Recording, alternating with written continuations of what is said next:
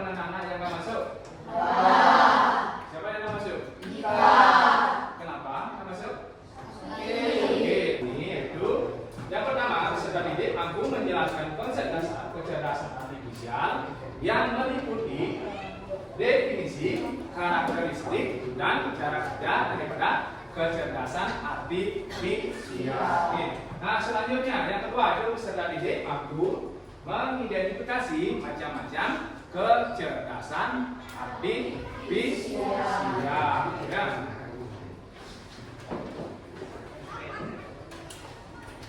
Nah, baik anak-anak, apakah anak-anak memiliki HP di rumah? Ya, pasti sebagian besar ataupun semuanya memiliki handphone atau HP di rumah. Nah, dalam HP tersebut aplikasi apa saja yang ada di HP kalian? Ya, Google, apalagi? WhatsApp, TikTok, YouTube, Google Map. Ya. Nah, jadi semua itu termasuk ke dalam kecerdasan artifisial. Nah, baik anak-anak, kita akan lanjutkan ke materi. Bagaimana anak-anak semangat untuk belajar? Nah, kalau semangat kita tepuk semangat.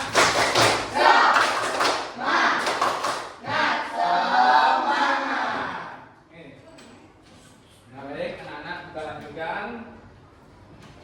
Nah, di sini yang pertama yang akan kita bahas yaitu mengenai definisi daripada kecerdasan artifisial. Nah, siapa mau membaca definisi dari kecerdasan artifisial? Ayo, Willy, silakan Willy, dibaca Willy. Kecerdasan artifisial adalah teknologi yang membantu komputer belajar dari pengalaman dan melakukan tugas tanpa selalu perlu diperintah oleh manusia secara langsung.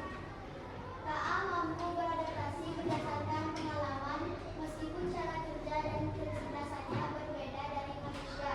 Ya, cukup. Nah, jadi definisi daripada kecerdasan artifisial ini adalah teknologi yang membantu komputer. Oke, seperti yang Bapak jelaskan tadi. Nah, di HP, ya, di HP ada yang namanya, nah, seperti yang anak sebutkan, ada TikTok, terus itu ada Google Map dan lain sebagainya. Nah, jadi itu merupakan teknologi, ya, daripada kecerdasan artifisial, yaitu tujuannya adalah untuk membantu atau mempermudah apa? Pekerjaan manusia. Nah, di sini ada contohnya seperti platform media sosial dapat menganalisis kebiasaan pengguna dan merekomendasikan konten yang relevan. Oke. Nah, semakin sering seseorang menonton video bertema tertentu, maka semakin akurat sistem dalam menyarankan video yang serupa. Nah, itulah definisi daripada kecerdasan artifisial. Nah, bisa kita simpulkan bahwa kecerdasan artifisial itu merupakan kecerdasan buatan yang dibuat oleh apa? Manusia. Untuk siapa? Untuk membantu kegiatan atau aktivitas daripada manusia. Ya.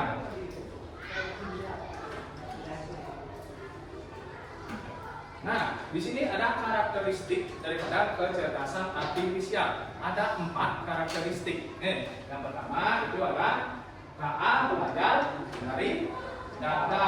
Ya. Nah, KA itu tidak seperti mesin biasa yang hanya melakukan satu tugas, tetapi KA bisa belajar dari data yang diberikan kepadanya. Jadi semakin banyak data yang dipelajari, semakin baik kemampuan daripada KA tersebut. Di sana sudah ada contohnya. Ya, YouTube merekomendasikan video yang disukai berdasarkan riwayat tontonan. Anak-anak pernah mencari sesuatu di YouTube? Nah, misalkan anak-anak mencari tentang film, ya. Jadi film apa yang anak-anak cari di sana? Nah, otomatis itu akan sering muncul atau direkomendasikan. Oke. Nah, jadi karakteristik yang kedua itu adalah KA mampu beradaptasi dan meningkatkan performanya. Nah, KA bisa berubah dan menyesuaikan diri berdasarkan pengalaman.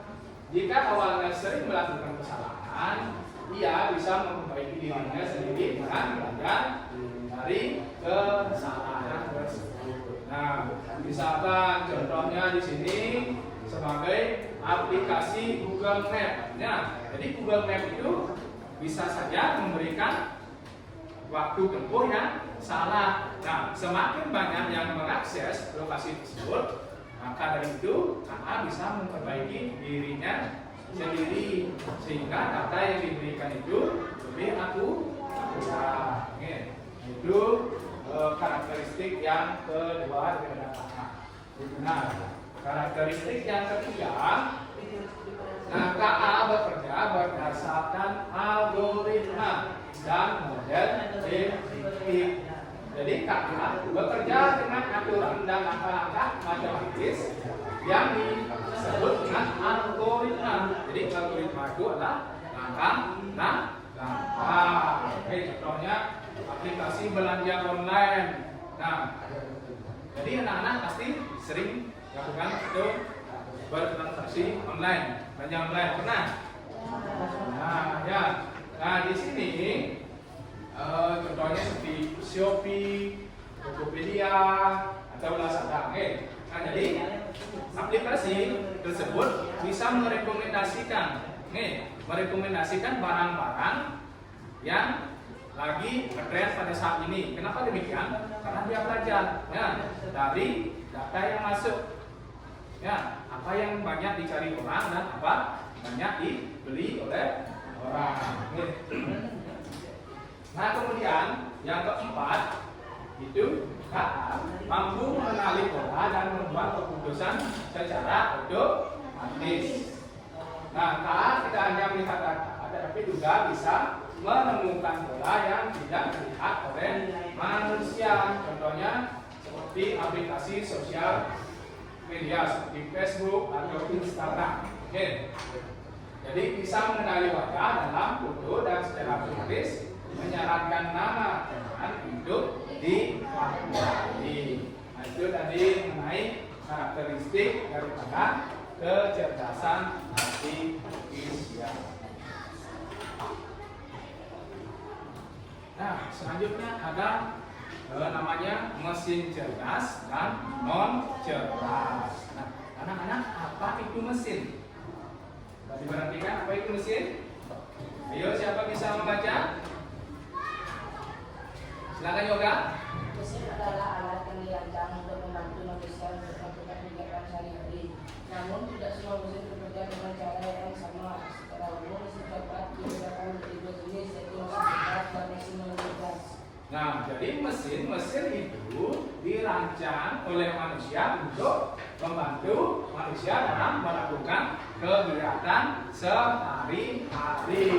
Namun tidak semua mesin ya bisa bekerja dengan cara yang sama. Nah, secara umum ya mesin itu dapat dibedakan menjadi dua, yaitu mesin cerdas dan mesin non cerdas. Mesin dikatakan cerdas itu apabila yang pertama belajar dari pengalaman, selanjutnya menyesuaikan diri dengan perubahan tanpa perlu diprogram ulang. Nah, yang ketiga membuat keputusan sendiri berdasarkan data yang dikumpulkan. Itulah mesin bisa dikatakan sebagai mesin cerdas. Nah, selanjutnya di sini kita bisa melihat bagaimana perbedaan daripada mesin cerdas dan non cerdas. Dari segi aspek, ya aspek cara kerja itu mesin cerdas bisa belajar dari pengalaman dan memperbaiki kinerjanya. Di situ mesin non cerdas perbandingannya hanya bekerja sesuai instruksi yang sudah diprogramkan. Adaptasi, dari aspek adaptasi mesin cerdas itu bisa bagaimana? Bisa menyesuaikan diri dengan apa? Dengan kondisi baru tanpa perlu diberitahu Nah, kemudian mesin non cerdas. Jadi tidak bisa menyesuaikan diri, hanya mengikuti pola yang tetap. Nah, jadi dalam pengambilan keputusan, ya, mesin cerdas ini bisa mengambil keputusan sendiri berdasarkan apa? Ya, berdasarkan data yang masuk. Semakin banyak data yang masuk, semakin akurat juga hasil yang bisa dicapai. Nah, perbedaannya dengan mesin non cerdas bagaimana? Ya, jadi perbedaannya memerlukan intervensi manusia untuk setiap keputusan. Misalkan anak-anak punya TV di rumah, ya, yang ada remote. Ya, kalau tidak dipencet remote-nya, bisa nggak TV-nya mengubah saluran? Ya.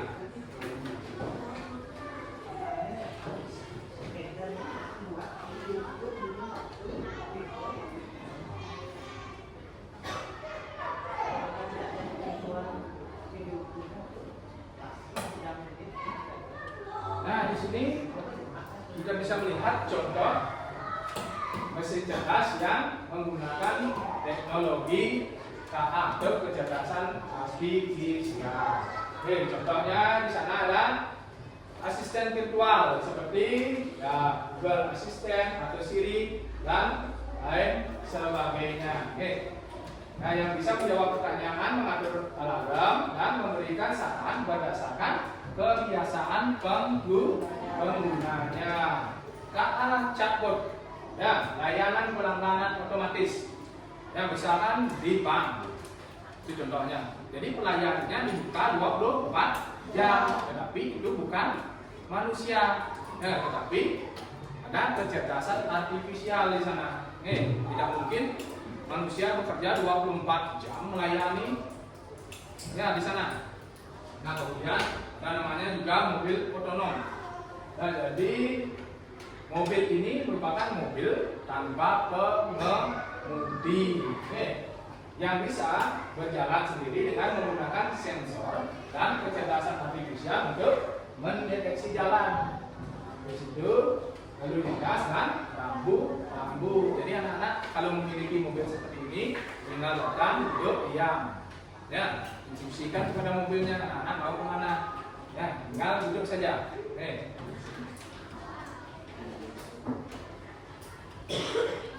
Nah, di sini juga ada mesin, contoh daripada mesin non cerdas. Kalkulator, itu contoh daripada mesin non cerdas. Ya, mesin cuci manual dan juga remote TV. Ini seperti yang Bapak jelaskan tadi. Nah, macam-macam kecerdasan artifisial. Ya. Nah, di sana yang pertama ada asisten virtual, contohnya seperti Google Assistant, Siri, Alexa, itu manfaatnya mencari informasi. Nah, selanjutnya ada sistem rekomendasi. Nah, di sini contohnya rekomendasi film di Netflix atau di YouTube. Nah, selanjutnya pengenalan suara dan bahasa. Nah, ada namanya di sana Google Translate. Ya, jadi anak-anak bisa mencari arti. Misalkan anak-anak dalam bahasa Inggris diterjemahkan ke bahasa Indonesia, bisa menggunakan Google Translate. Kemudian ada pengenalan wajah. Ya, contohnya membuka kunci HP dengan wajah. Jadi anak-anak sudah biasa lakukan seperti itu, ya.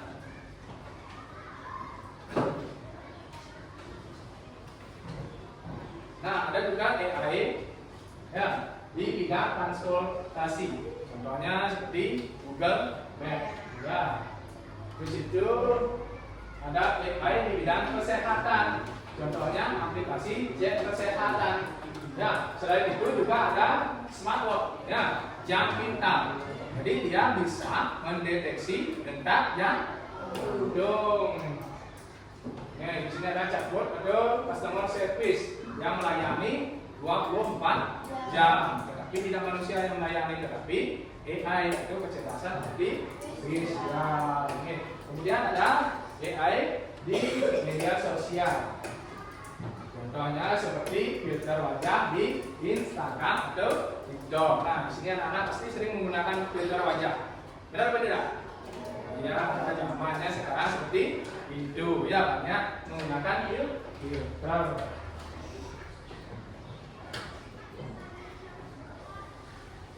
Nah, di sini ada cara kerja daripada kecerdasan artifisial.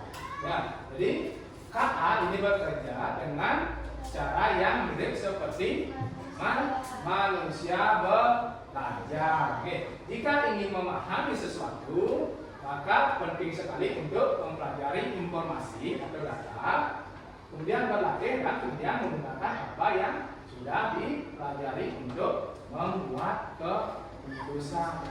Seperti itulah cara kerja daripada kecerdasan artifisial. Misalkan contohnya seperti tadi anak-anak ingin mencari film, misalkan di YouTube. Nah, bagaimana caranya? Tinggal dicari di sana, diproses, kemudian ditemukan hasilnya. Seperti itulah cara kerja daripada kecerdasan artifisial. Oke. Nah, baik anak-anak, untuk penjelasan mengenai kecerdasan artifisial ini sampai di sini mungkin anak-anak ada pertanyaan? Ya. Oke. Nah, sekarang Bapak akan memberikan tugas kelompoknya. Nanti tugas kelompok tersebut dipresentasikan bersama teman-teman anak-anak. Ya. Nah, sebelumnya Bapak sudah membagi anak-anak menjadi 3 kelompok. Ya. Nah, sekarang Bapak akan membagikan untuk tugasnya, untuk instruksi daripada tugasnya sudah dijelaskan di sini. Oke. Nanti kalau ada pertanyaan, silakan anak-anak boleh bertanya. Kalau ada kesulitan misalkan dalam menggunakannya. Contoh 1, kelompok 2. Nah, silakan anak-anak dikerjakan bersama kelompoknya. Kalau ada kesulitan, silakan boleh ditanyakan.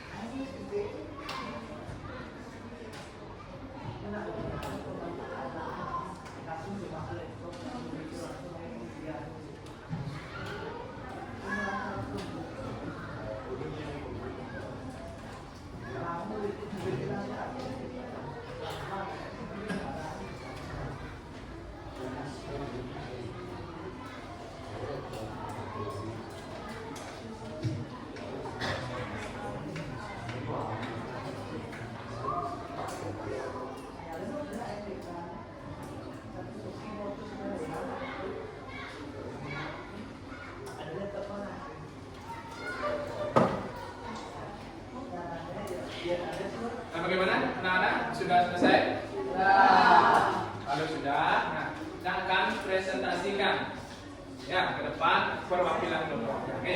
Nah, 2 atau 3 orang ya. Nah, mulai dari kelompok 1. 3 orang. Boleh silakan perwakilan kelompok saya. 2 atau 3 orang ya.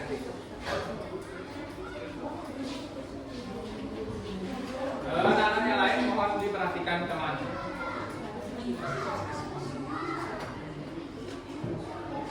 Om Swastiastu. Om Swastiastu. Perkenalkan, kami dari perwakilan kelompok 1 akan mempresentasikan tentang menjelajah dunia dengan AI. Pertama-tama, berikut tanda cetak pada peralatan yang kalian sepakati menggunakan AI. Cepat diperlihatkan di depannya. Nah, di sini ada peralatan yang menggunakan AI dan tidak menggunakan AI. Oke, silakan dibaca. Pertama, kompas digital. Yang kedua, kamera HP dengan deteksi wajah. Yang ketiga, aplikasi penerjemahan bahasa. Yang keempat, Google Maps. Terus lanjut. Yang kedua, menurutmu mengapa jejak kertas tidak termasuk AI sedangkan Google Maps termasuk AI? Karena memiliki media yang berbeda dan cara kerja yang berbeda. Nah, baik anak, jadi di sini sudah dijelaskan mana saja yang menggunakan AI dan tidak menggunakan AI. Di sini beserta alasannya. Nah, silakan. Baik, sekian presentasi dari kami tutup dengan Om Santi Santi Santi Om. Nah, silakan beri tangan. Ya, silakan beri tangan. Nah, lanjut dengan kelompok 2. Ya, silakan perwakilan dari kelompok 2.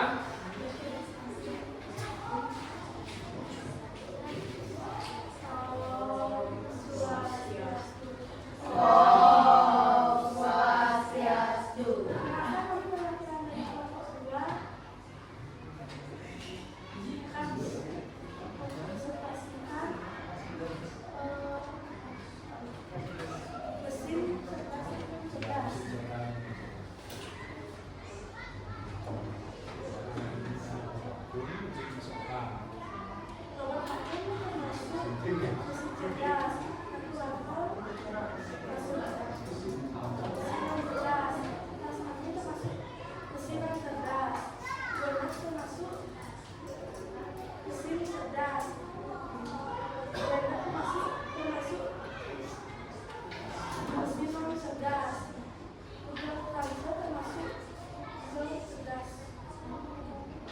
Silakan sebutkan. Ini.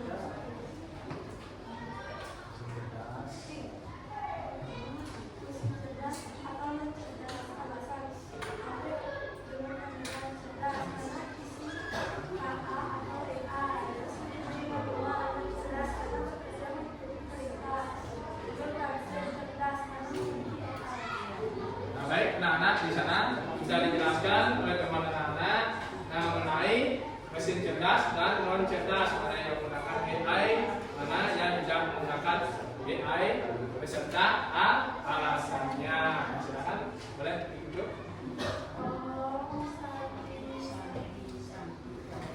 Om Santi Santi.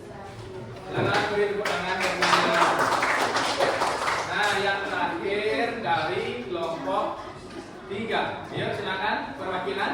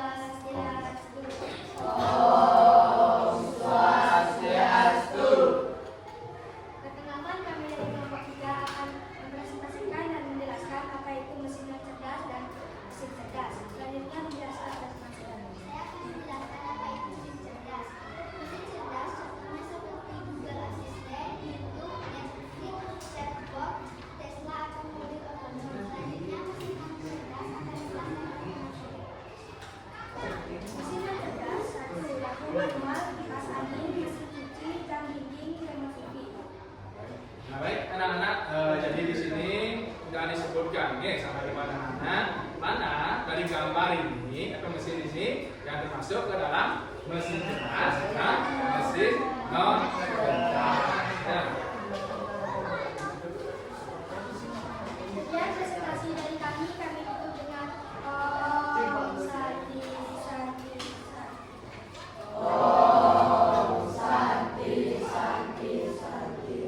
ya silakan. Nah, baik anak-anak, itu tadi presentasi dari kalian mengenai mesin cerdas dan mesin non cerdas. Oke, bagaimana anak-anak sudah memahami tentang mesin cerdas dan non cerdas ini? Ya. Nah, untuk selanjutnya Bapak akan memberikan tugas mandiri. Oke. Nah, jadi silakan dikerjakan sesuai dengan instruksinya di sini ya. Di sini sudah dikasih instruksi, ada di sini nama, nomor absen kelas. Ya. Yuk, silakan.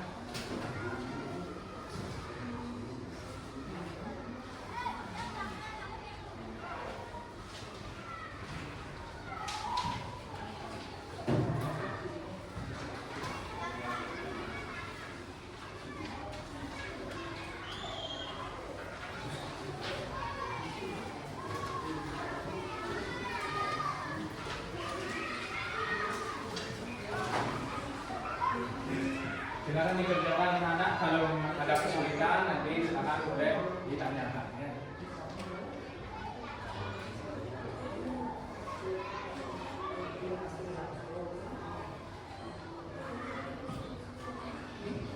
Dikerjakan di bawah.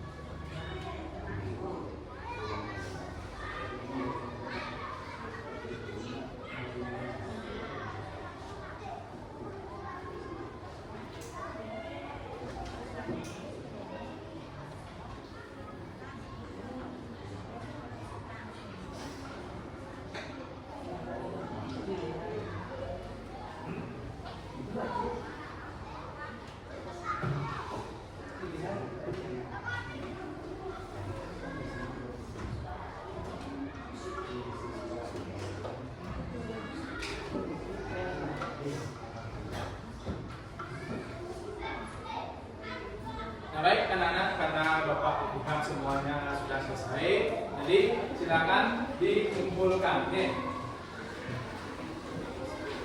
Nah, silakan dikumpulkan.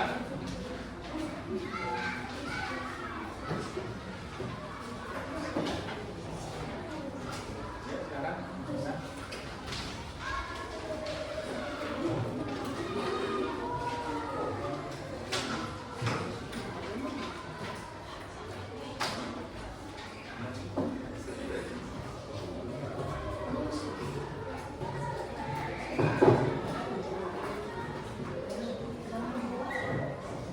Nah, baik anak-anak, mohon perhatiannya. Ya, nah bagaimana perasaan anak-anak ya setelah pembelajaran ini? Harapkan semua senang. Oke. Nah, kemudian apa yang telah anak-anak pelajari tadi? Mengetahui mesin cetak mesin menebak. Ya, mengetahui ya perbedaan daripada mesin cerdas dan non cerdas itu apa saja yang termasuk ke dalam mesin cerdas dan non cerdas. Nah, baik anak-anak. Nah, jadi kesimpulan pembelajaran pada hari ini yaitu penggunaan kecerdasan artifisial itu dalam kehidupan sehari-hari membawa banyak manfaat yang memudahkan aktivitas daripada manusia.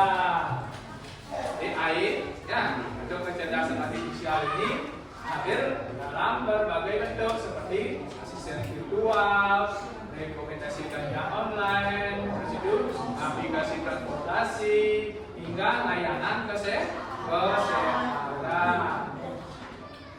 Nah, teknologi ini juga membantu ya berbagai kegiatan manusia. Nah, baiklah anak-anak, untuk pembelajaran hari ini kita cukupkan dulu sampai di sini dan jangan lupa untuk minggu depan silakan anak-anak pelajari lagi yaitu mengenai etika dalam kecerdasan artifisial. Oke. Nah, setelah ini anak-anak silakan boleh langsung istirahat ya. Berdiri.